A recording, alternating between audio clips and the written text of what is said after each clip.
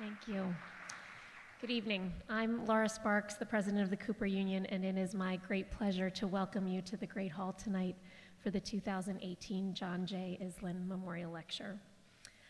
J. Iselin was the 10th president of the Cooper Union, and during his time here, he did a lot of things. He led and completed a $50 million capital campaign. He created endowed professorships in the School of Art, Architecture, and Engineering. He added new trustees and new deans for the arts and the humanities. And he also presided over a very extensive renovation of this historic building on the exterior where we're seated here tonight.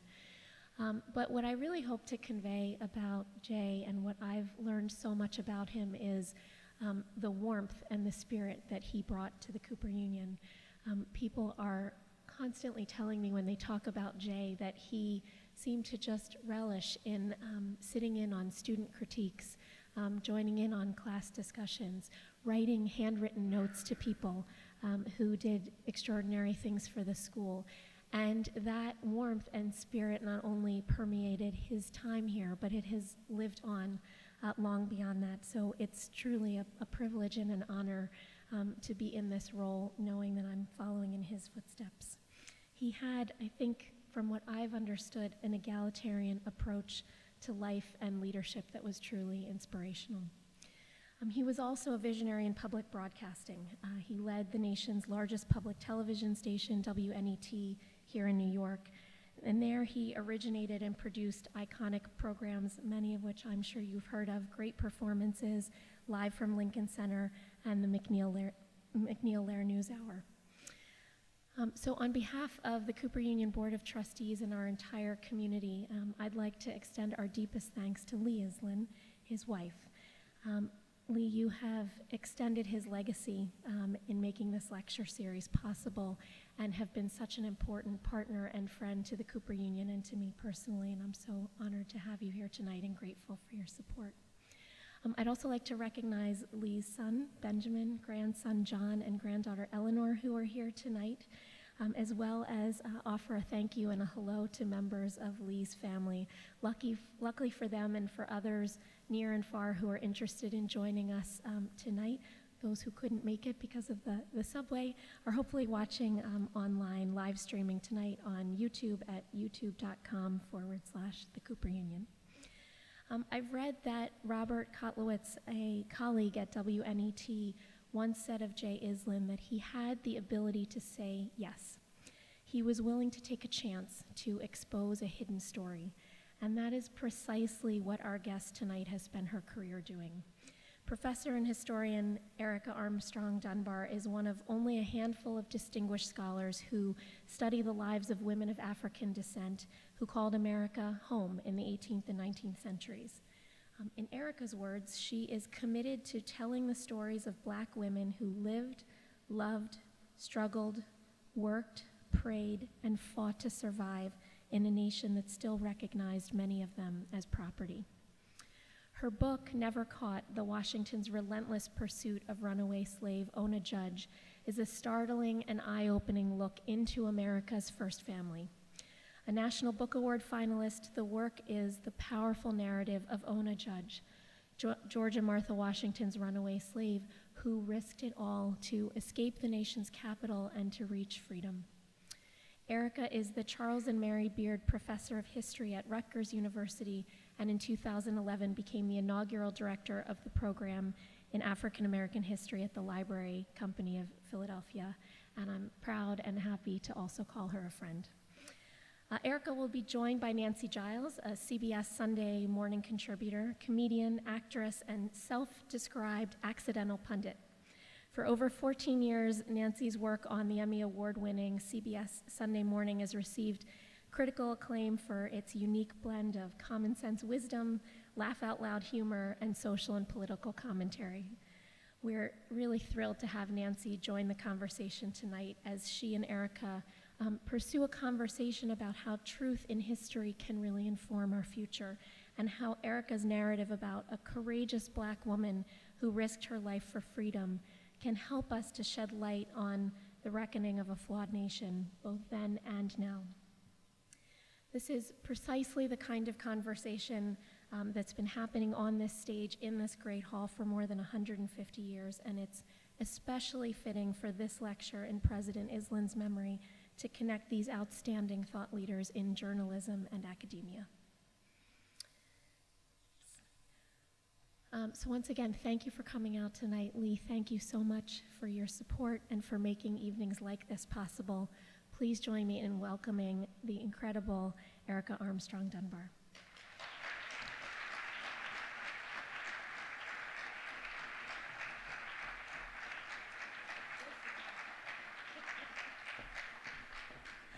So, good evening, everyone.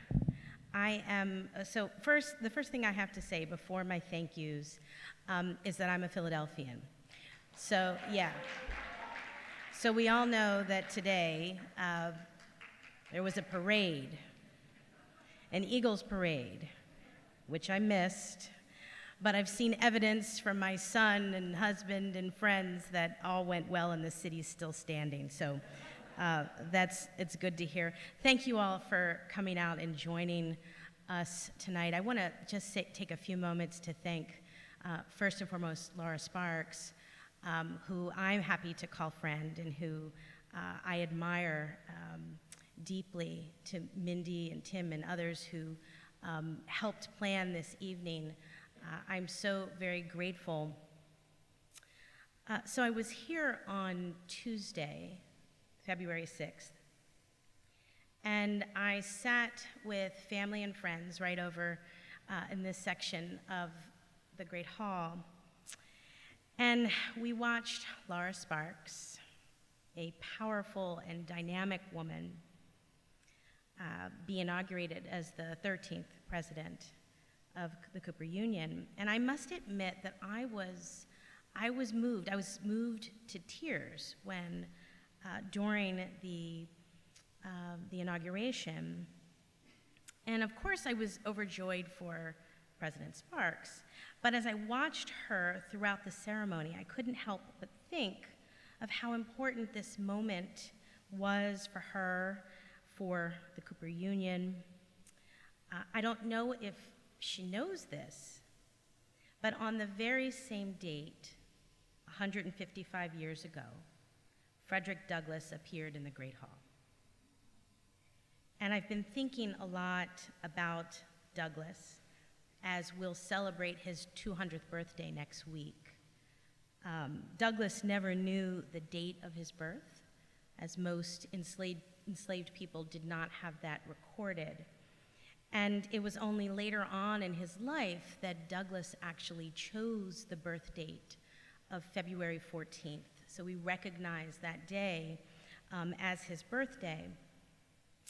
In 1863, Peter Cooper invited Douglass to speak to the biggest issue of the day here at what was then called the Cooper Institute. Just 1 month after the Emancipation Proclamation was signed by Abraham Lincoln, Douglass came and offered sound and passionate reasons for the ending of slavery. And he would continue to celebrate this moment over the years. In 1885, Douglass gave a speech commemorating emancipation, in which he said, quote, "The life of the nation is secure only while the nation is honest, truthful, and virtuous." Truthful.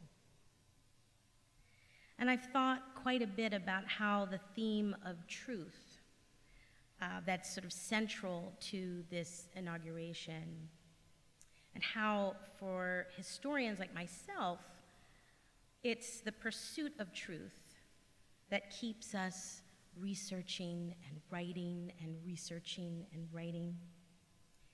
And as a scholar of African American women's history, it's basically been my professional mission to present historical truths. Truths that include and insert Black people into the arc of American history. And when I came across the story of Oney Judge, it became immediately clear to me that writing and sharing her story would allow me to tell the truth about the founding of the nation, and this time to tell this truth through the eyes of an enslaved woman. So that's why I've titled the talk tonight, The Founding of the Nation Through the Eyes of the Enslaved.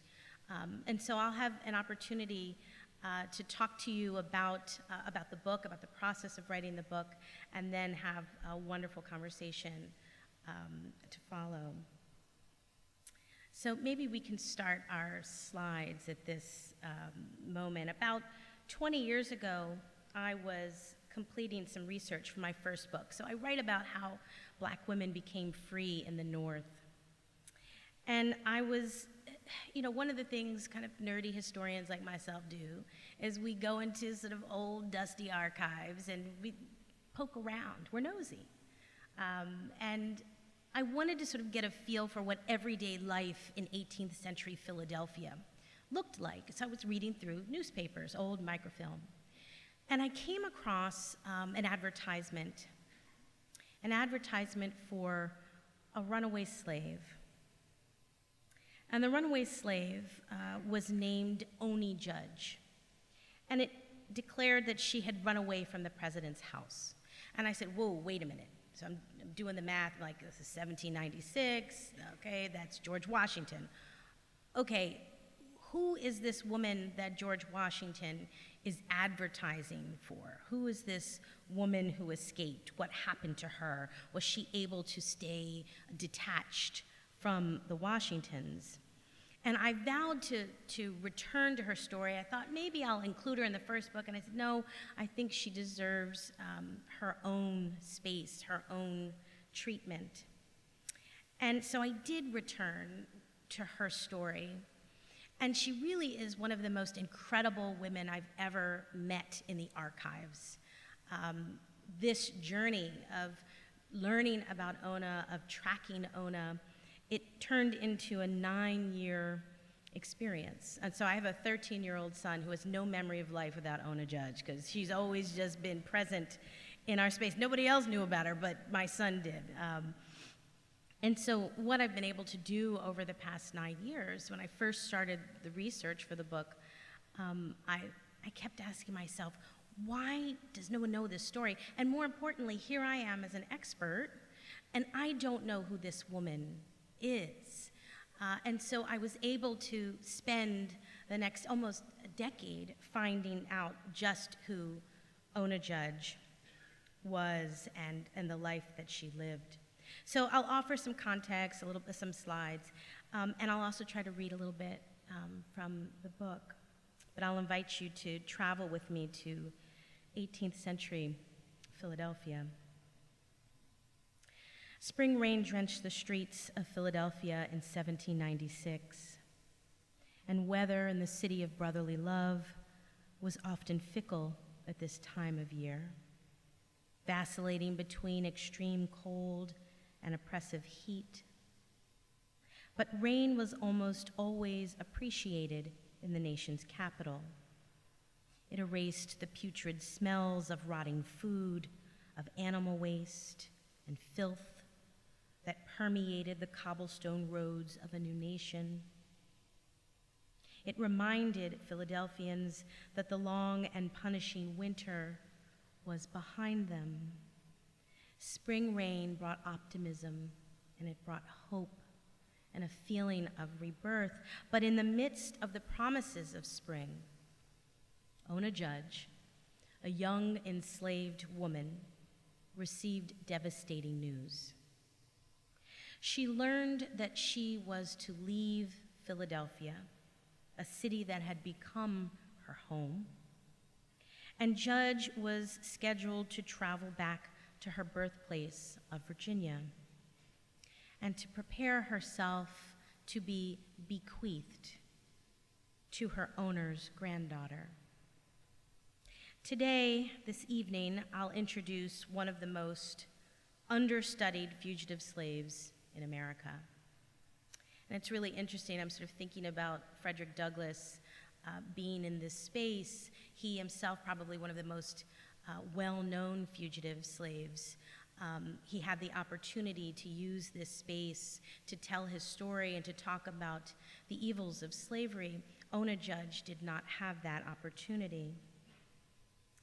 At the age of 22, Judge literally stole herself from the Washingtons. She forced the president to show his slave-catching hand. And as a fugitive, Judge would test the president's will and his reputation. The most important man in the nation, heralded with winning the American Revolution, could not reclaim his enslaved woman. And Ona Judge did basically what no one else could do. She beat the president. Judge was never caught.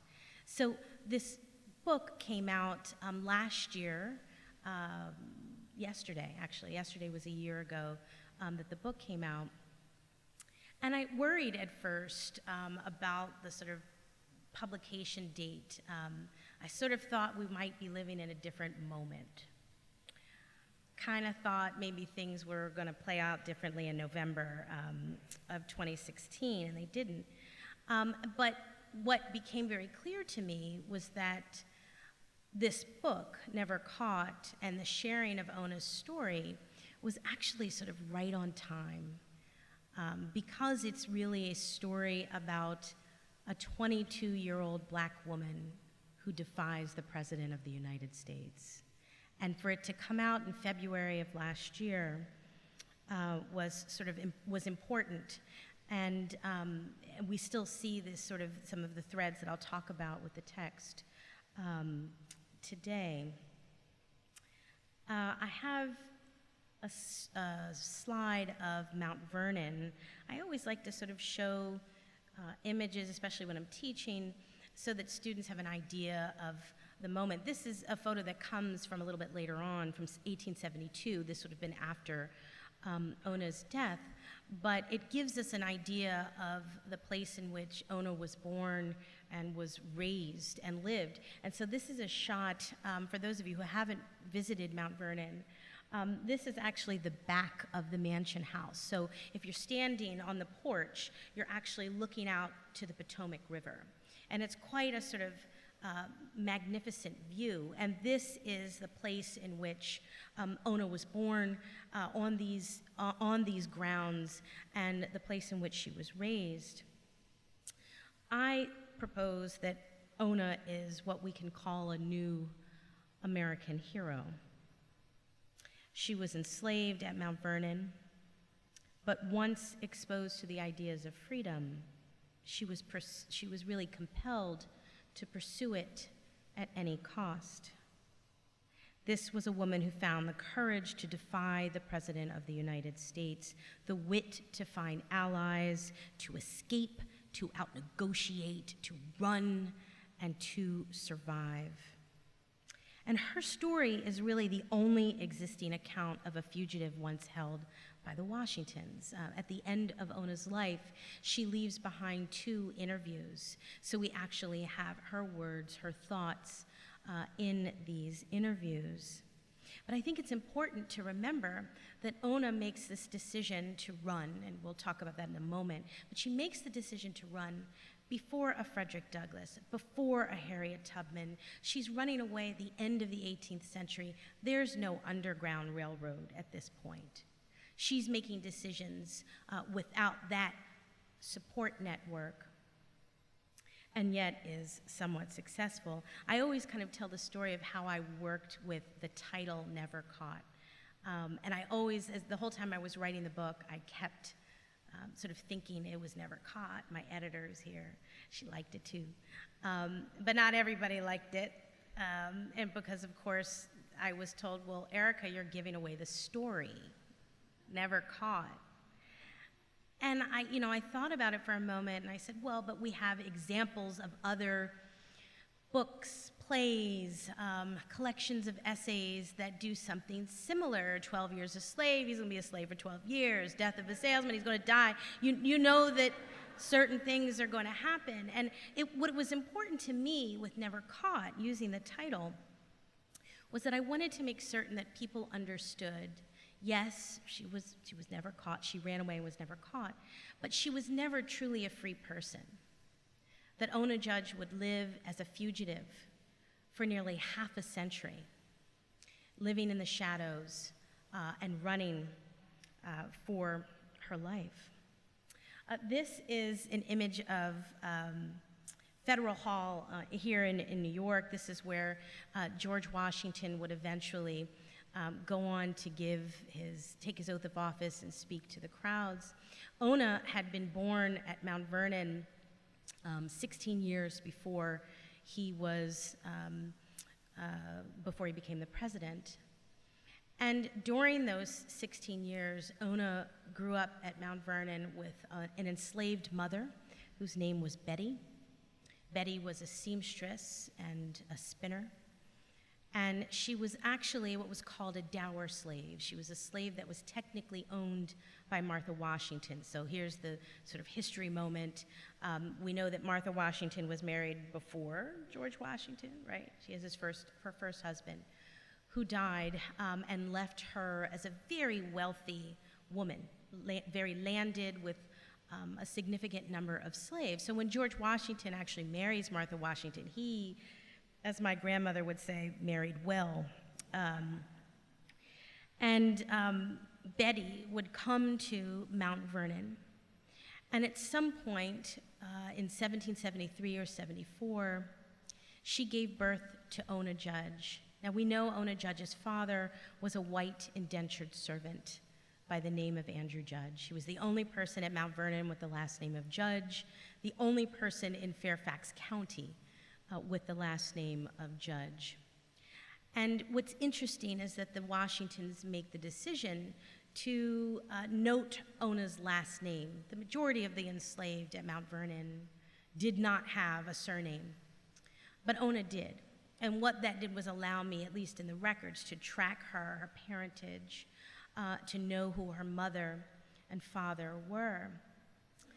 At the age of 10, Ona's brought up to the mansion house. And this is the moment in which enslaved children typically were assigned their duties. Childhood was short, it was fleeting.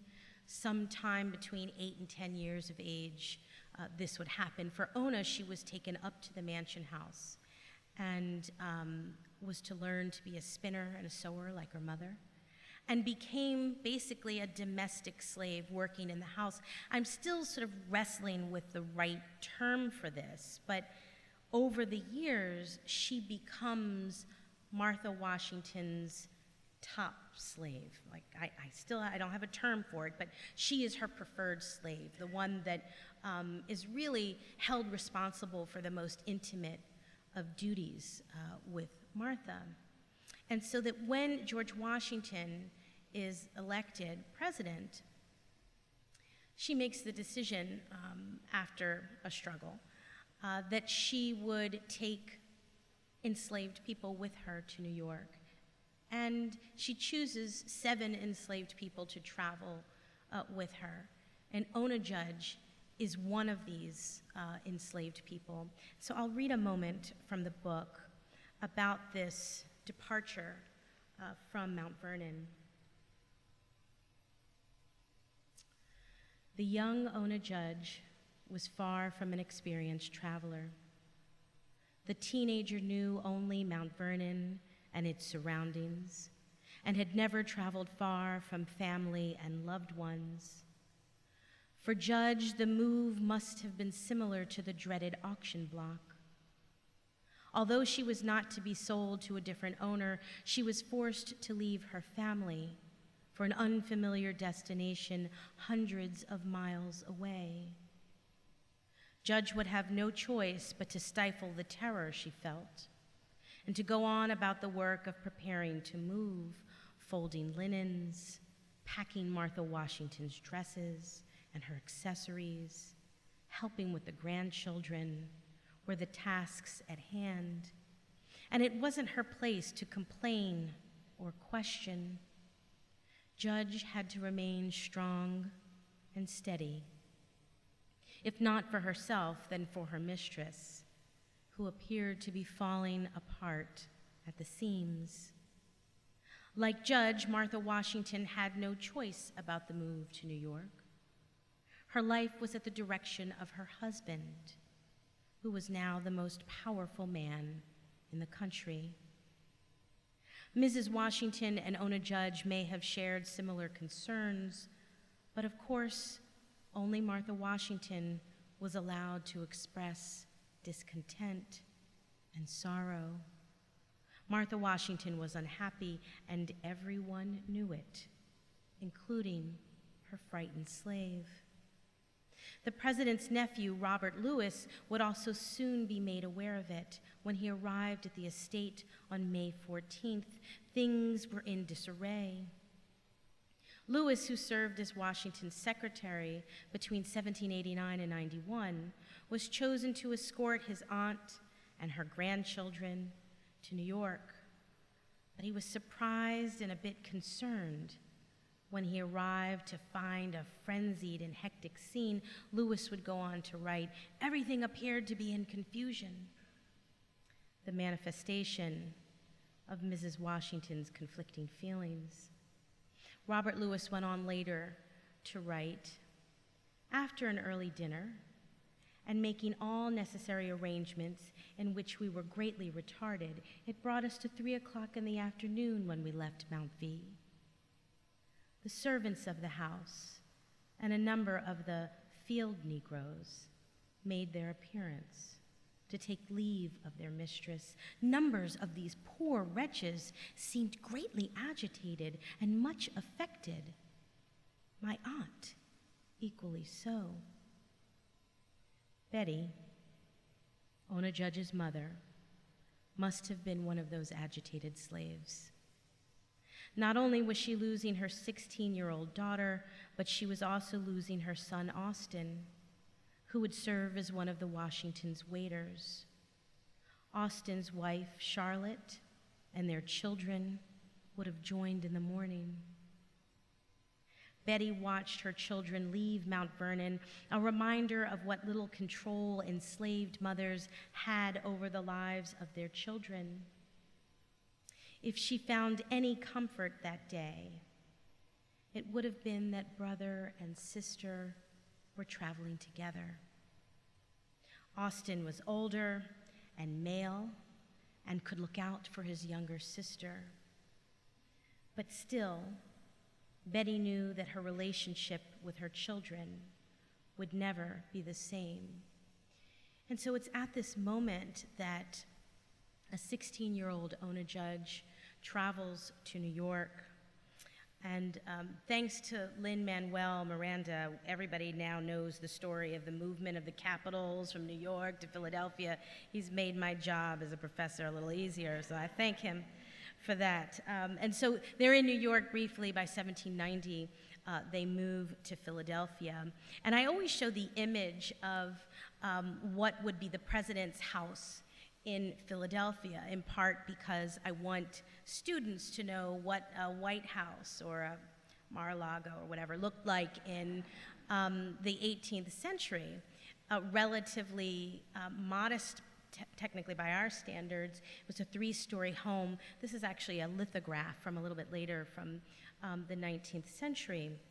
But this would be the home in which Ona would live with 8 other enslaved people. They brought 9 when they moved to Philadelphia. Ona was one of 2 enslaved women who came with the Washingtons. And when she arrives in Philadelphia, her life, she notices that life is very different in Philadelphia than it was in New York. In New York, slaveholding was still fairly normal. It was accepted. We know that all of the sort of main founding fathers and others who were involved in New York politics, they owned slaves. But when she came to Philadelphia, that was different. There really was a very small minority of enslaved people in Philadelphia by the 1790s. There were maybe 100 or so enslaved folks in the city and thousands of free blacks. And so no matter how the Washingtons attempted to shield their slaves from what I call the sort of contagion of freedom, he couldn't do it. She lived and walked around Black freedom every day. Black men and women were selling their wares, their pepper pot soups. They were entrepreneurs. They were hucksters. They were sold their fruit and vegetables. They built Mother Bethel Church around the corner just about from the president's house. So in front of Ona, although she's an enslaved person, for the most powerful man in the nation, she sees Black freedom all around her and realizes that she's not the norm.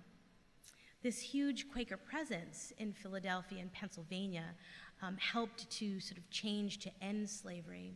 And so there was a law passed in 1780 that said if you were a non-resident and you came to Pennsylvania, you could only come with your slaves for a period of 6 months.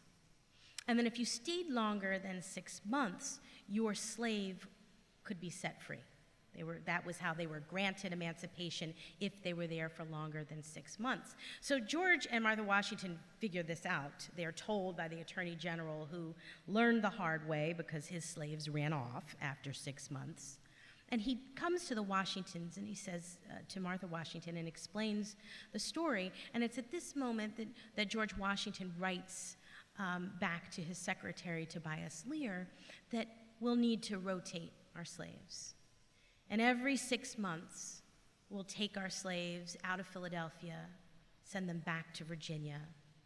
If that's an inconvenience, then we'll take them to Trenton, we'll cross the river and take them to New Jersey, basically restarting the clock on slavery.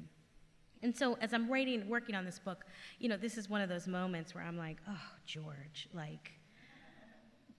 it's clear that he hasn't broken the law, but he's broken the spirit of the law. And so for the next 6-7 years, Oney Judge was rotated in and out of Philadelphia, making certain that her status as an enslaved person was secure. And until February of 1796, this remained the sort of typical pattern for the Washingtons. But there was something a little different about February. Once again, February 6th, Laura. In 1796, the Washingtons received a letter from their granddaughter.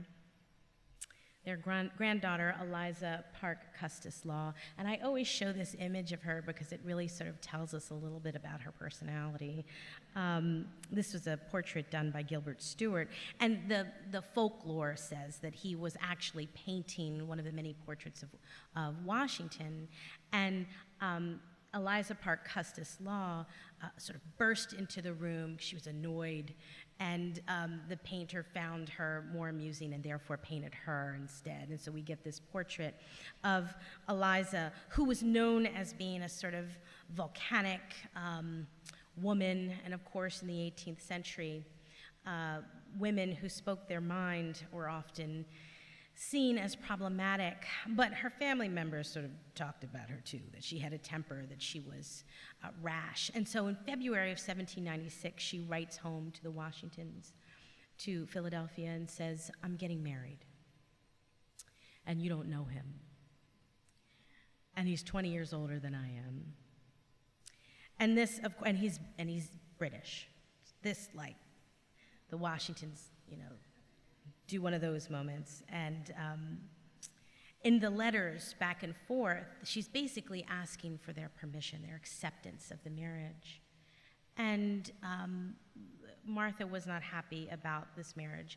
George Washington eventually writes back and writes to her fiancé and says, if this is what you truly want, we'll accept this. They didn't go to the wedding.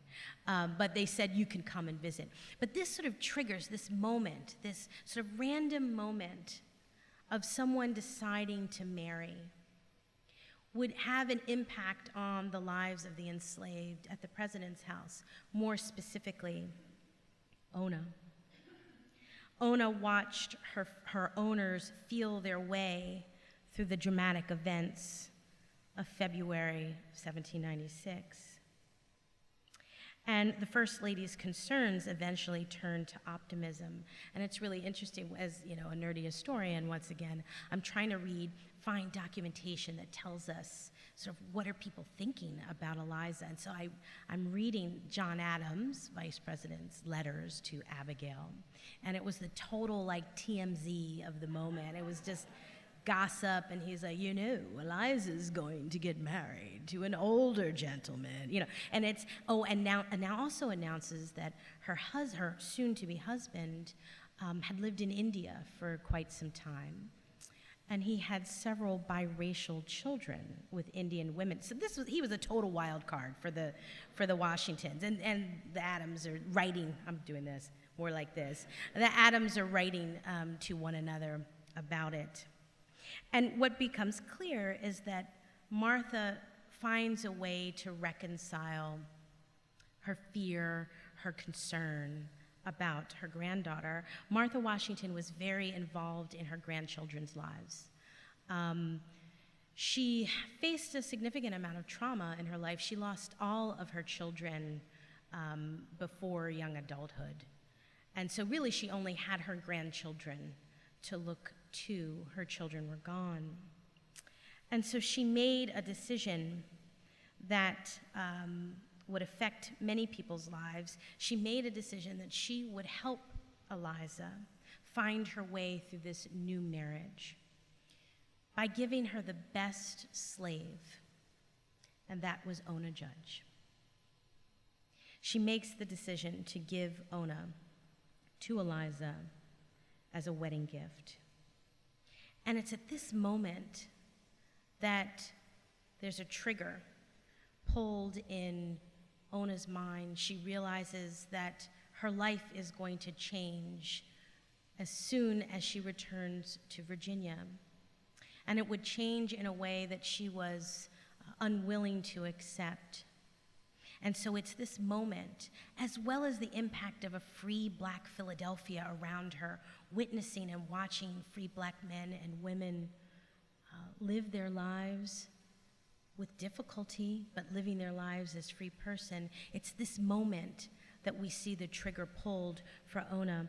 And I'll read very briefly from the book about this moment. Judge knew what the future held should she not heed the advice of her free Black associates. She supposed if she went back to Virginia, she should never have a chance to escape. And once she learned that, quote, upon the decease of her master and mistress, she would become the property of a granddaughter of theirs by the name of Custis, she knew she had to flee. She imagined that her work for the laws would begin immediately, not after the death of her owners, prompting a fierce clarity about her future and her dislike for Eliza Custis. She later went on to state in an interview, "I was determined never to be her slave." Her decision was made. She would risk everything to avoid the clutches of the new Mrs. Law. Judge was well informed, and she knew that her decision to flee was far more than risky. But still, she was willing to face dog-sniffing kidnappers and bounty hunters for the rest of her life. Yes, her fear was consuming, but so too was her anger. Judge could no longer stomach her enslavement, and it was the change in her ownership that pulled the trigger on Judge's fury. She had given everything to the Washingtons. For 12 years, she had served her mistress faithfully, and now she was to be discarded like the scraps of material that she'd cut from Martha Washington's dresses. Any false illusions she had clung to had evaporated, and Judge knew that no matter how obedient or loyal she may have appeared to her owners, she would never be considered fully human. Her fidelity meant nothing to the Washingtons. She was their property, to be sold, mortgaged, or traded with whomever they wished. And so it's this moment that Oney Judge makes the decision to leave the president's house. And on Saturday, May 21st, 1796, Ona walks out of the president's house while they were taking their supper, and she never returned. Now, I have an image of the actual advertisement that first triggered my research with Ona. So this is an advertisement that appeared in Claypool's American Daily Advertiser, as well as the Philadelphia Gazette. What's interesting is that the Washingtons run this ad for a week, and then it disappears. But for a week, they're advertising a $10 reward for Ona.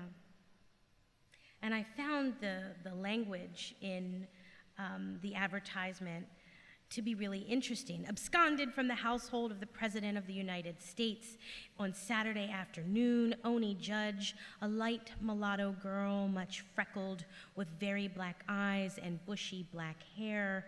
She's of middle stature, slender, and delicately made, about 20 years of age. And so I don't have an image of Ona. I wish I did. All I have is this description of her, as well as there's another description of her that corroborates later on in her life what she looks like.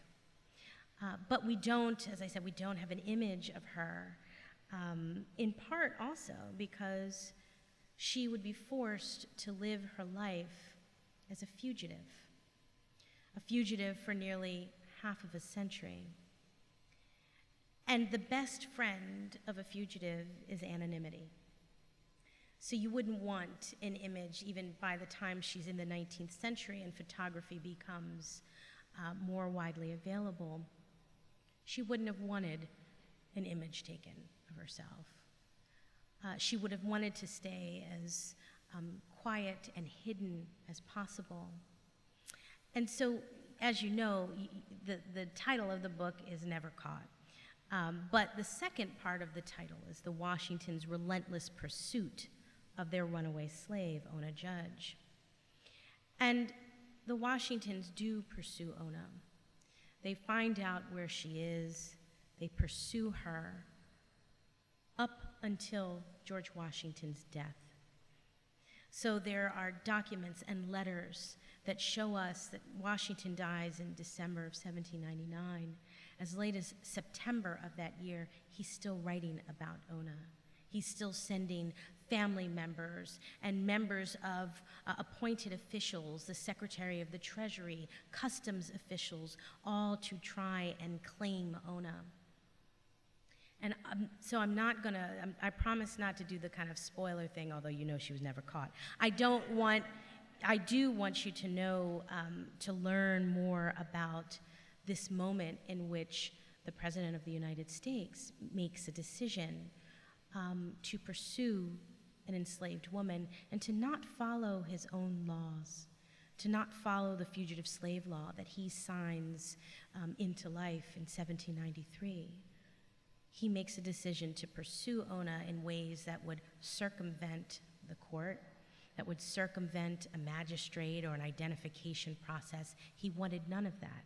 He wanted it done discreetly and quickly.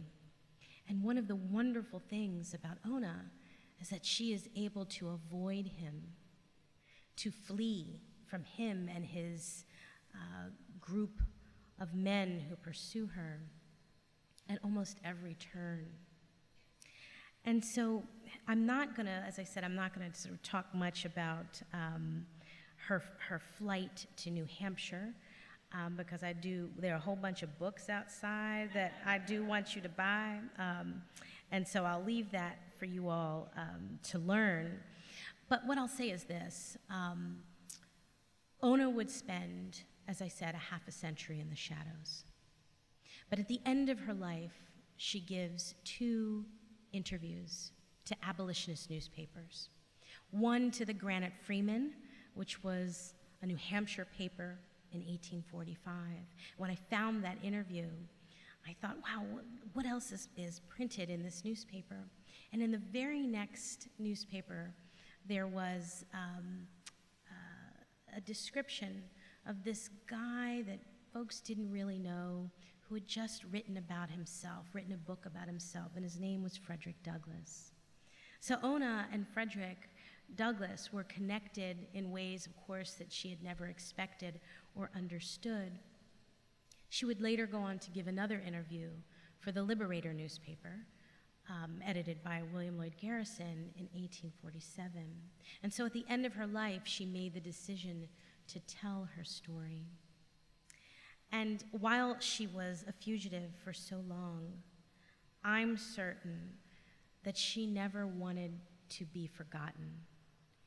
And so it's been an honor and an obligation to share her story with you and with the rest of the world who are becoming familiar with Oney Judge the way they know Harriet Tubman and the way they know Frederick Douglass. So I thank you. Thank you.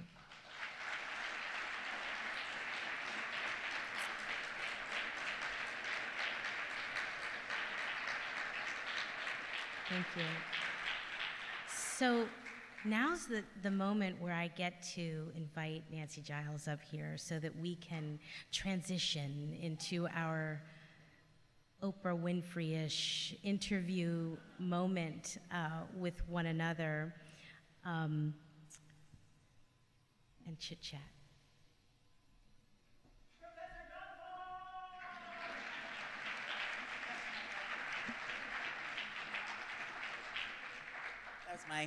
That was my Oprah. Anyway, I don't even know where to begin because I thought I'm so overwhelmed by her and her story and that you gave her voice. Thank God. Thank God that you saw that ad. Thank God for those abolitionist papers. Because I learned, for starters, okay, so I'm going to keep saying this. You've got to buy it. If you haven't read it, you've got to buy it and read it. It's great. And I guess I'm going to start by saying, since this has a lot to do with truth, can we just talk a little bit about what it's like to be property, to be a human being and to be property? I mention that because I got into a big argument with a friend. We've kind of straightened it out. I don't know if we really ever will. But I was making that point that, we came here as property. Say what you want about immigrants and about their struggle, but we were property, and that is a painful, difficult legacy, and an important one to really recognize. Can you talk a little about that? Yeah. Ona's one of the women that I've studied over the past 20 years, right? So for the past 20 years, I've spent my life giving voice to women in particular who were enslaved. And I think you're right that this idea of being someone's property is almost difficult to sort of fathom at this point. When I teach students, and they're all millennials, no disrespect to the millennials, but they come with a certain notion or sort of thoughts about slavery, which is, that was long ago and disconnected from anything connected to me, and therefore, we need to just kind of let that go. And so it's my job to help them understand how slavery was integral to the founding of this nation that they claim as home. And when you're talking about the millennials that you're teaching, you're talking about black millennials as well as I'm talking about everybody. Yeah. It's interesting, it's not just like some people might perceive white people saying, get over it, or it's a long time ago. Well, I think there's a different, I think for my students, I teach at Rutgers, which is a fairly diverse institution. My students this semester come from all different backgrounds. And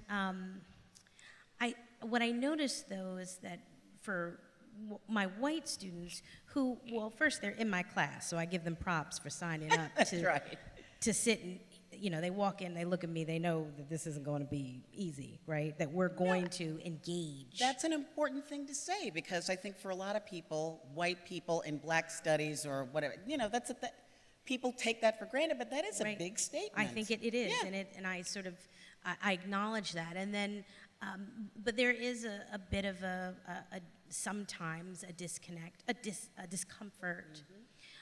I find that for the majority of my black students who take my class, they're uncomfortable with slavery for a different reason. They're uncomfortable because it really does reach down deep into their souls, and they know that more than likely they are connected to what was a transatlantic slave trade. And it's painful. It's when we read about Never Caught or Oney Judge, and we read about what enslaved people had to endure, it's almost impossible to disconnect from that if you are a person of African descent. Right. And so I see a difference in my class, in my students. But what I have optimism about with these students is that once they're exposed to it, they really do want to learn. And the first thing that they'll always say to me is, "Why didn't I know any of this before?" Yes, I know. I mean, we know about Frederick Douglass. We know about Harriet Tubman. But again, I'm so grateful now to know that she was there, and she was there before there was any Underground Railroad. I mean, she was the railroad. She was a one-woman railroad. Exactly, and that, and I think that's the other thing when students think about the way history is presented to them in kind of sound bites almost. There's the sound bite of Frederick Douglass, the sound bite of Harriet Tubman, and then maybe in your textbook you have the slave ship with the folks packed like sardines. That's exactly right. And then, there's a civil war and some guns, Yeah. and then we're on to the next thing. And so part of what I try to do as a teacher, but also as a writer, is to help readers and students understand the complexity of all of it. And Ona's sort of the perfect vessel for that. She's born at the moment that the American Revolution is about to begin. This battle for freedom and for rights and for a voice, yet she is enslaved. Right. And she lives in Virginia in the colonial South. She moves to the mid-Atlantic. Then she moves to New England. And she has, by writing her story, we're able to think about the nation through the eyes of an enslaved person who really has traveled across all of it. And so what became sort of clear was that she was the perfect vessel for us to think kind of differently about the nation. And again, truth. She's a true person. She's a real person in history. I was so interested in the scene that you described when the family is making their move after George Washington is elected president, and the family is being split up. Again, that the push and pull of being treated as property on the one hand, but then thought of as a family member-ish, so that once she made the split, the Washington family was up in arms, like, how could she leave? She had it good here. It reminded me of Bill O'Reilly that time when he was talking about how slaves were actually just low wages. The people who built the White House, they were fed, they were clothed. What did they complain about? But there's how easily these slave owners could destroy families and not, again, because they were property, not even consider it in the same way. Yeah, I think thinking about slave families and the instability of the slave family, knowing that it could be torn apart at any time, is really important for us to think about. And also, and George Washington does write about this, right? So Washington is someone who, and studying George and Martha next to each other as slaveholders is really, it's interesting. Yeah, right? I didn't want to look at my dollar bills anymore. I was like, ooh. Yeah. I was, it's funny because someone said something very similar to me, and I think I have it in my book. They said, I don't want to look at the dollar bill. So they handed me this. It's got Barack Obama is on the bill, because which is hilarious. I use it as a bookmark now. I'll just borrow that yeah. from you for a little while. You need it. The stock market drops. Just keep every dollar you have. So, one of the things, though, about George Washington and his sort of feelings about slavery and slave families is that he is someone who begins to reconsider slavery towards the end of his life. And so, he has the Marquis de Lafayette, who's like, George, this slavery thing, come on, and he's influenced by living in the North. He was, for 8 years during the Revolution, and then another 7-8 years as president. He's influenced by that. And so I think we do have to note that he makes the decision at the end of his life to emancipate his slaves. And it's conditional, of course, and it's an emancipation that would happen only after the death of Martha. So there's this, he's on his deathbed, and he has Martha bring the wills to him, and there are 2 wills, and she supposedly throws one in the fire. It's a little hard to document all of this because Martha Washington actually destroyed all of the correspondence between her and George Washington. They're control freaks. Can we just say it? Well, she knew that nosy people like me would be in her business. And so I think, she was very sort of private about their relationship. But he does make the decision to set his slaves free upon the death of Martha. And so what Martha realizes quickly is that the only thing standing between their freedom, the freedom of 120 some odd people, was her life, right?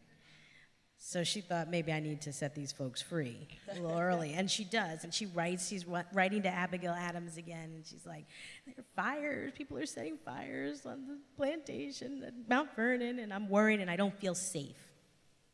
And so she does. She sets them free early.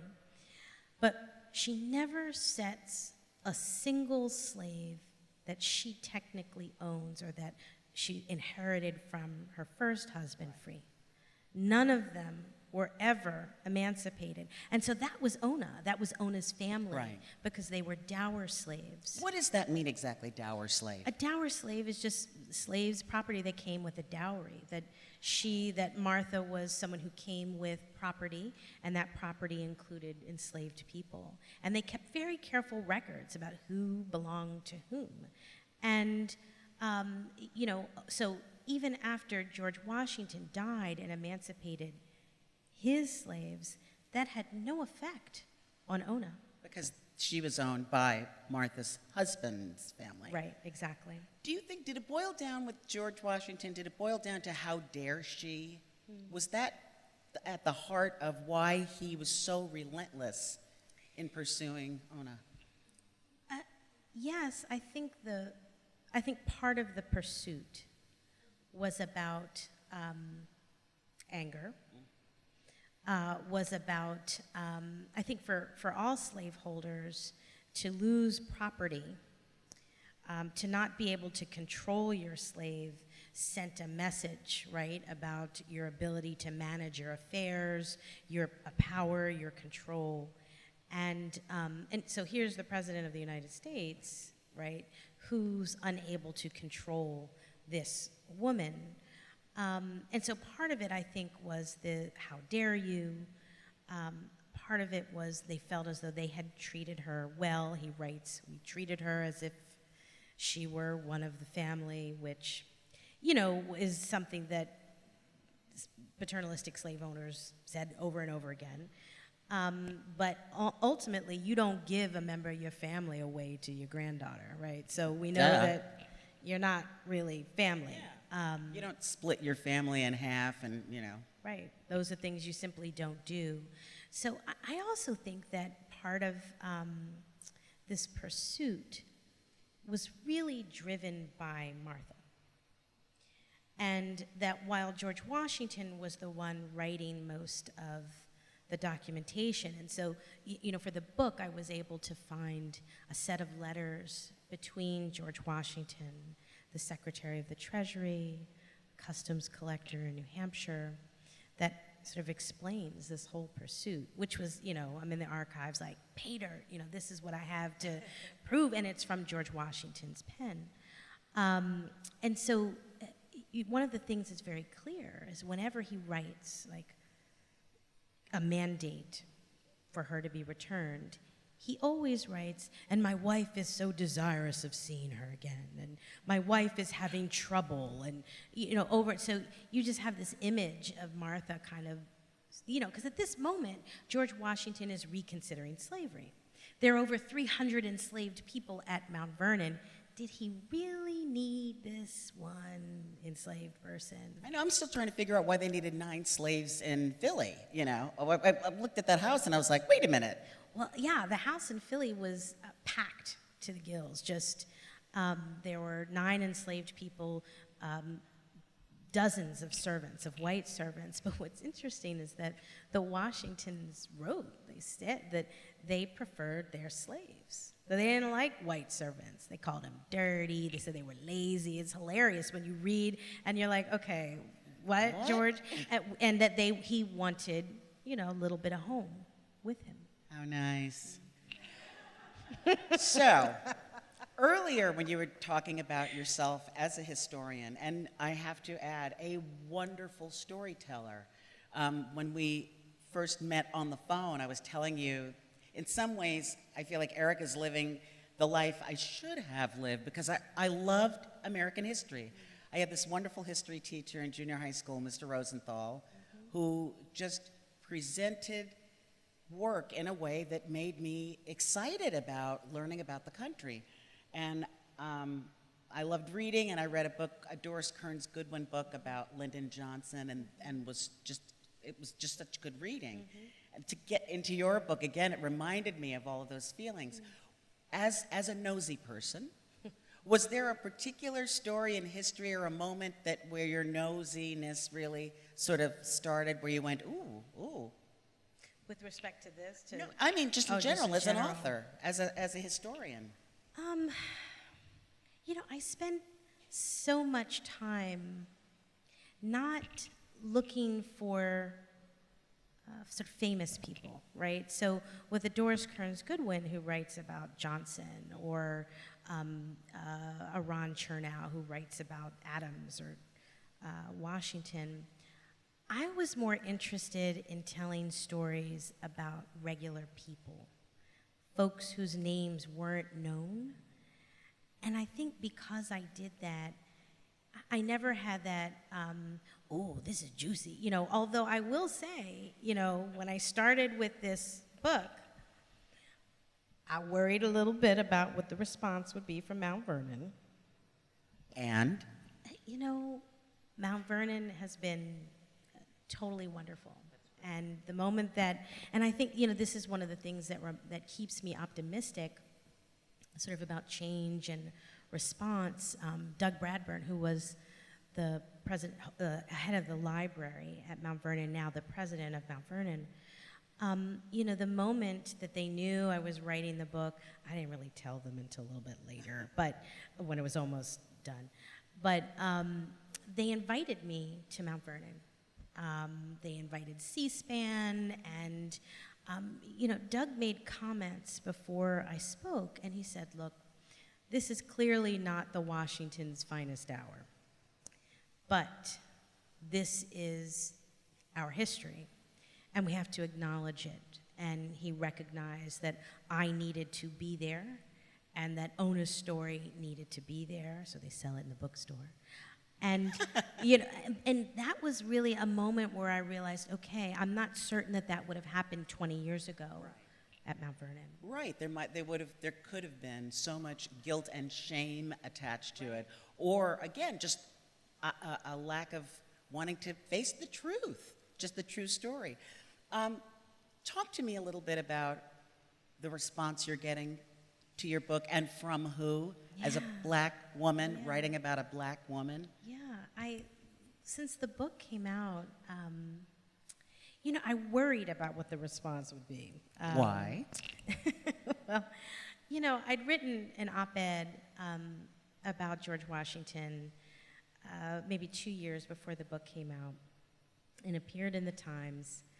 And as you know, I didn't control the title or any of the artwork, but it appeared on President's Day, and it was about Ona Judge. But the New York Times, the title given to the op-ed was George Washington, Slave Catcher. And then there's a picture of his fist, and a black fist with a chain around it, and a little George Washington walking on top of it. So, it was like I remember looking at it and being like, ooh, okay. The emails will be interesting. And of course this appears on President's Day. So the response from that was far from genteel or kind. And so I think that sort of prepped me for what I thought the response would be for the book. Well, wait, just rewind a little bit. So what was the response? Can you give us some? Yeah, I got hate mail. Yeah. Just kind of horrible hate emails. Get over it. Who cares? What? No, more like, we're going to lynch you. Nice. For defaming the father of our country. Yeah, and I think that's one thing that readers and the public don't necessarily think about, the kind of effect that this actually has on the writer, right? So I spend my time looking through really difficult subject material about slavery, right? And so I have to kind of decompress every day I come out of the archives, because I see some really bad stuff. But then when we present it and we write it, and of course George Washington and Martha Washington are central, it then triggers a response, or at least it triggered a response that was violent. It was just violent. And so I actually had to build in some barriers for that. And I stopped reading my emails. And what I did was I said, okay, I can't stop reading all my email because that's work related. And I picked a person to read through my emails and to put some in. There was a file that said evil email and another file that said okay to read. And I thought, who do I trust, first of all, in my inbox? Because, that's letting someone check your emails in your personal email account. It's a big deal. Yeah, it's a big deal.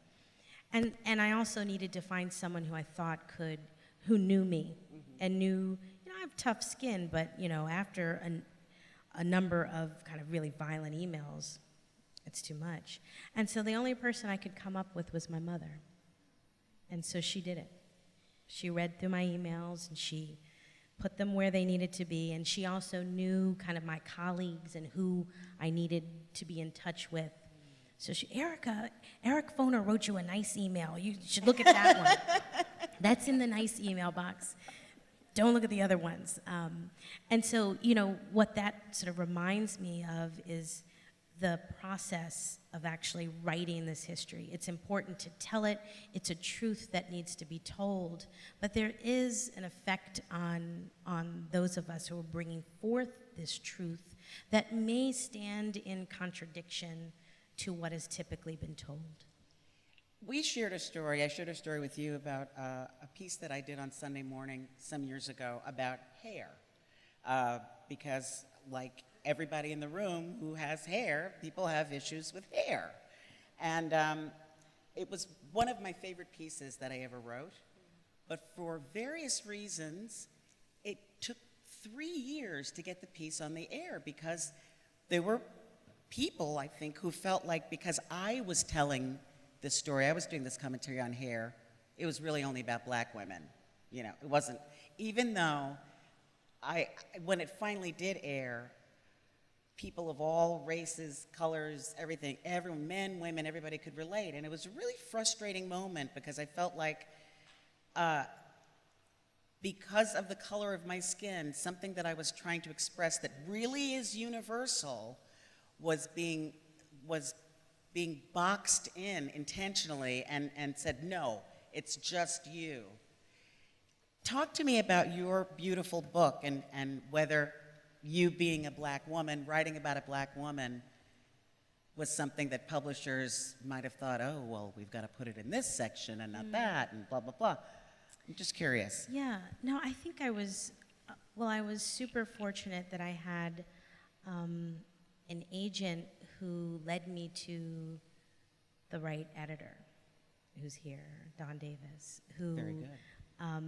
At the moment I met her, I knew that she understood what I was trying to do with the book, and that she would help me shepherd it to share with the world. And it just so happened, I remembered having a conversation with my agent, and she was like, Erica, do you want an African-American editor? And I was like, no, that's not necessary. And then I was like, well, wait, you know one?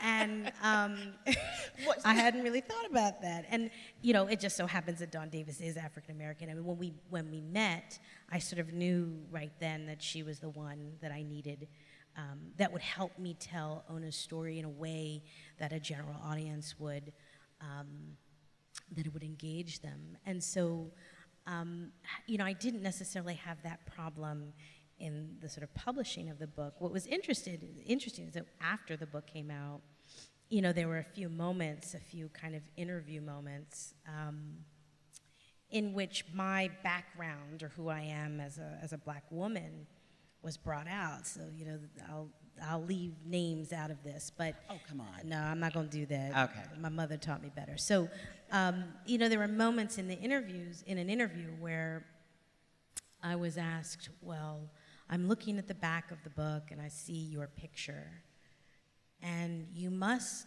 look a little bit like Oney Judge, and is that what led you to want to write this book? And so I'm on the air, right, when this is happening. Was there like a moment of dead sound? Luckily it was recorded. It wasn't live. Oh, okay. Because there was some editing that took place afterwards. But, there was a moment or two or three of a great pause. And my response to him was, what I find interesting about your question is that you would never say that to a white man who wrote about George Washington. You would never look at his picture and say, you look a little like George. Is that why you wrote this biography and spent 9 years of your life? I mean, It's and so absurd. It is absolutely absurd. It's like, how is it that, and I mean, I know that this is the way it is, but how is it that white maleness is considered the standard and everything else is somehow, Well, I think when we talk about American history, which tends to be the people who are professors and who are writers, it is a very male-heavy field. And then when you throw in race, there are very few Ericas. There are very few black women who are professors, who are writing books, nonfiction books. And so there's this sort of perception, not even just with readers. When I walk into to teach, we had to, every now and then I'd have to teach the first half of the U.S. history. So not like the black history, but the U.S. history, right? And so I would walk in and students would just be like, huh? Like, how could you be doing U.S. history? You don't have elbow pads. Yeah, You're not a there's no pipe or yeah. And so there was, well, are you the TA? Really? Well, that was when I looked younger. That was when I first started. They don't ask me that anymore. All right. And I'm just assuming it's because they've progressed.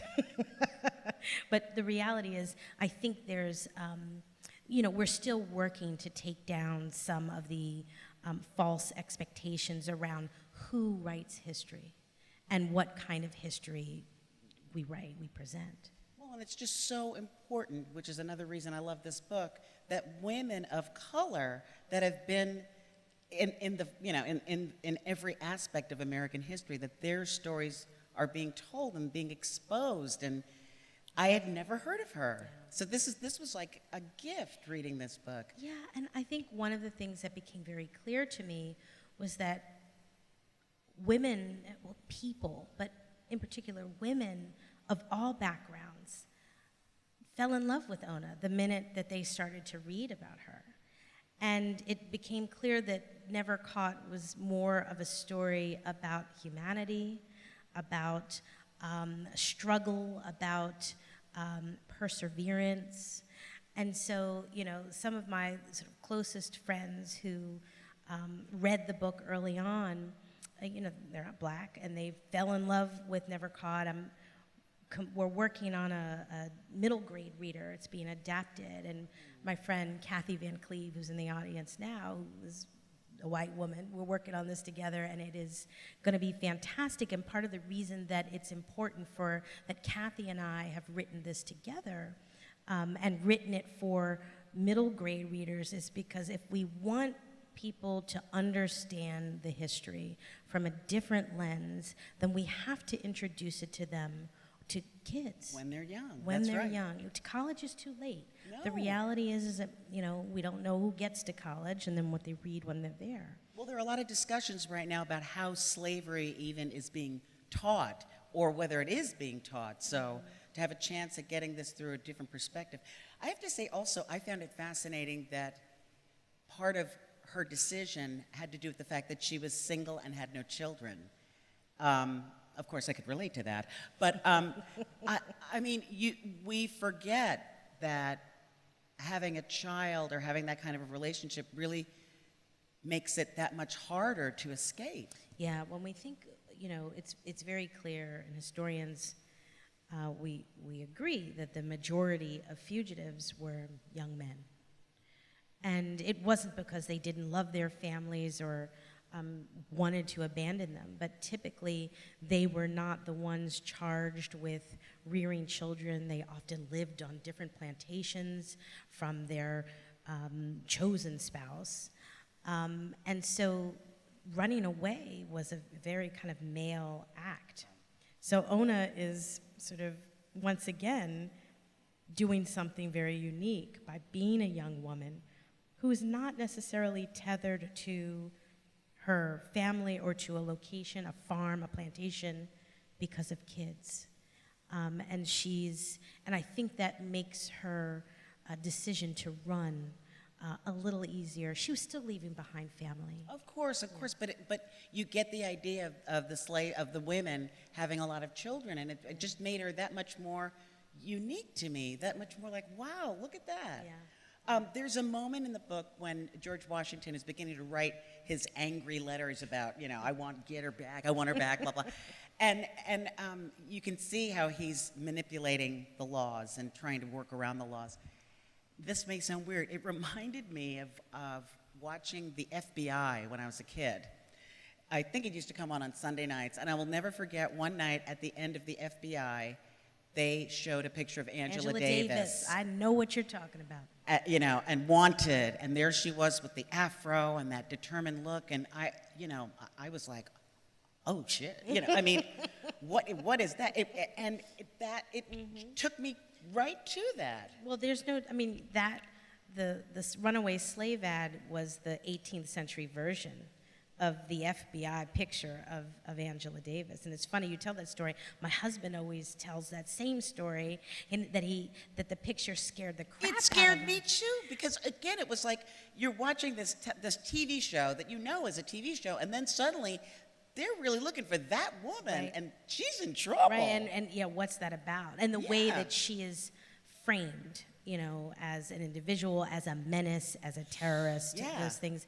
And in many ways, that's the way that Ona was framed in her Runaway ad, as someone who was literally breaking the law by stealing herself. I thought that phrase was so amazing. Uh-oh, is someone waving at us? You got the wave. Shoot. Oh, you got the wave. We got the wave? Okay. Oh, right. Oh, Q&A. Oh, right. We have to let you guys ask questions. What a bummer. No, okay.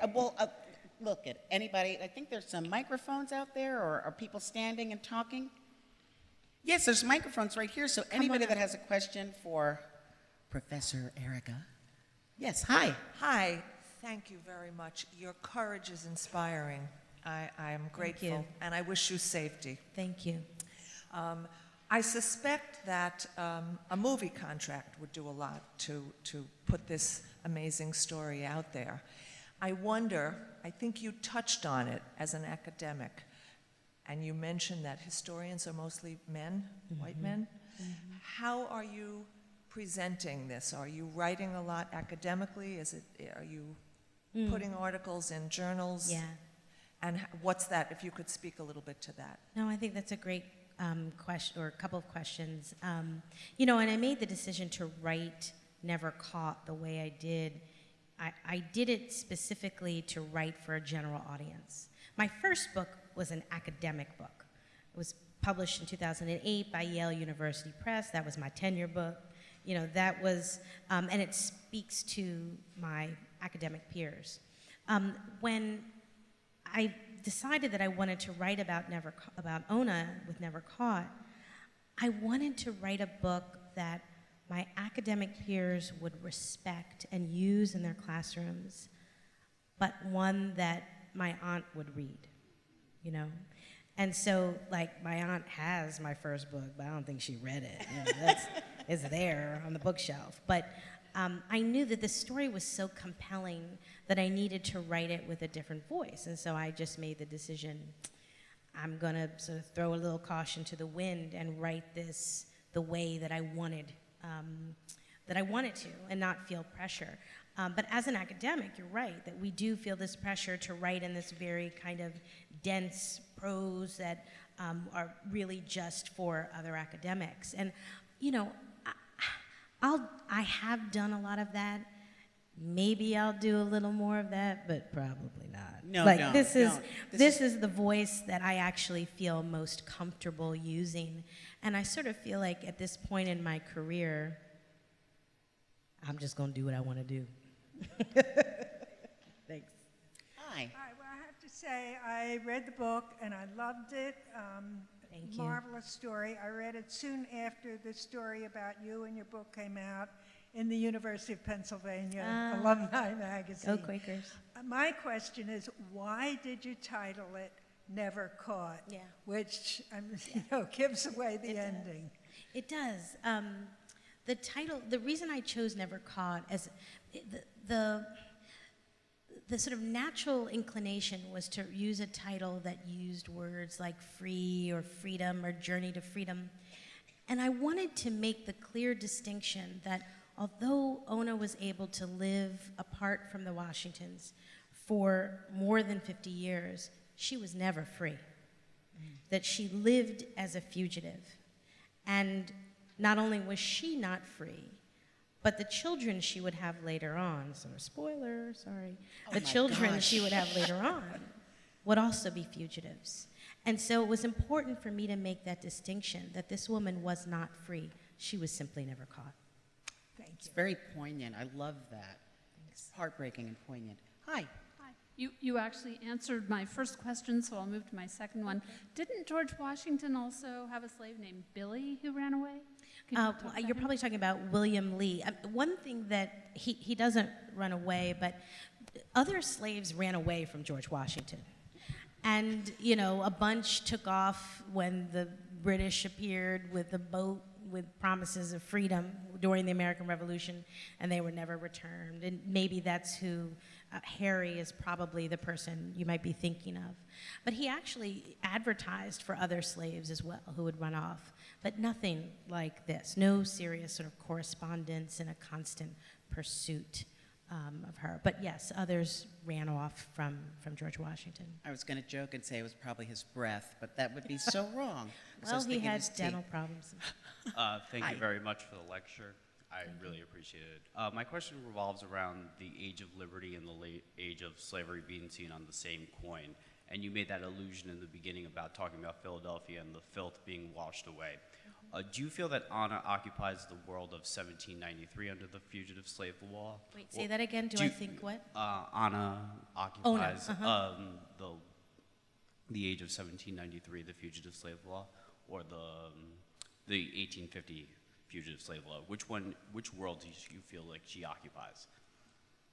Meaning a slave or a free person? No, as in like the status of a runaway slave, because you mentioned about George Washington and going about it in an indirect way, trying to attain her, versus like the more overt 1850 law, which was much more direct about. Oh, Right, right. No, I think that's a great question about the law and about sort of where Ona fits in this law. I mean, she is living in the home with the president who signs this 1793 law, right, that creates a mechanism for the return of fugitive slaves.